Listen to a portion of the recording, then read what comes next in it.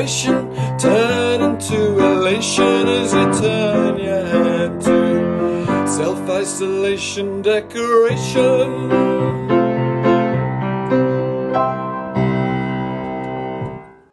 Hello there, Phil here from Paint the Town Green, giving you some tips and suggestions of things you can be doing around the house while you're in self-isolation. So today I'm going to talk to you about these little discs of blown plaster that I've been asked dozens and dozens of times over the years by clients, what are they? So to fully understand them, I'll give you a very brief history of the wall. So back in the day, when the Victorians built houses, they used a system called lath and plaster to make walls and ceilings. These were tiny little strips of timber. They then put quite a coarse plaster over the top, and the gaps between these little strips of timber is what the plaster would grip to, and that's how walls were made. These days, that's been replaced by plasterboard. You may have seen sheets that become 8 foot by 4 foot sheets, and you get timber joists that are spaced out to make a stud wall or to make a ceiling, and then plasterboard is then screwed to those joists to create a wall. That's then skimmed with plaster, and that's the pink finish that you'll have seen. What happens is that the timber that the joists are made of will flex slightly, as timber does, due to moisture, temperature fluctuations, etc. When that flex happens, the screws or the nails that have been used to attach the plasterboard to it will move a tiny bit, and when that tiny bit of movement happens, the head of the nail or the screw will pop the plaster. So this is what we have here. The timber joist behind those obviously moves slightly, and we call them nail pops or screw head pops, and very common. A year, 12 months, 18 months after a refurbishment job has been done, we'll be called back to a property to fix dozens of these. So the way you get rid of them is, first of all, you have to take them out. It has to get worse before it gets better. So we remove the blown bit of plaster, and once we've done that, it becomes a very simple filling job. So I'm just going to put the edge of my filling knife in there, pop this out, and there you can just see the head of the screw.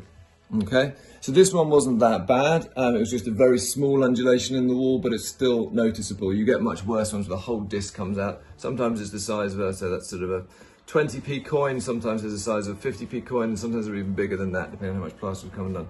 So now it's just a simple question of filling that with polyfiller as we've done before, sanding it down and painting it.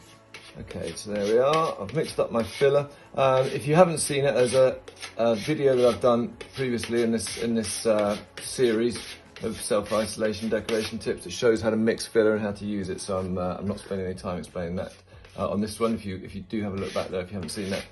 So there we are. I'm going to leave that to dry. Meanwhile, as they used to say on Blue Peter, here's one I did earlier. So I'm going to show you how to then do the next bit on that one while that one dries. Okay, so I've got some 120 sandpaper. There's also a video I've done on sandpaper, different grades, etc. But this is perfect with this one, 120 sandpaper, so I'm just going to give this a really good sand.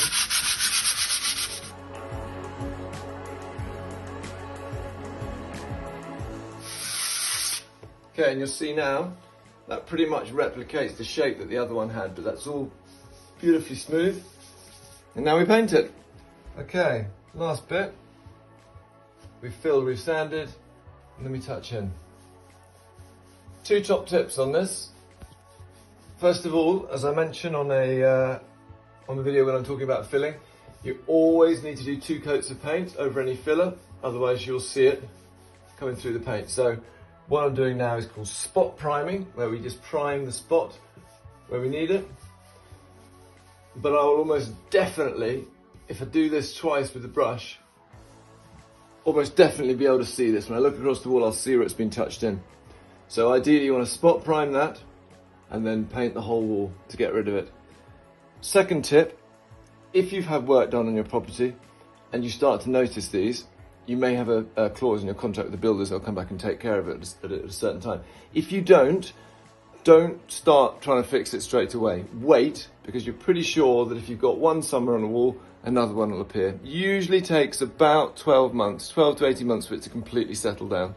So let all of them come, then put aside a weekend or whatever, go around, repeat this process on every single one, and then just repaint those walls where it's happened. Otherwise, you just end up doing it over and over and over again, and you'll lose the energy and the enthusiasm to repaint the wall.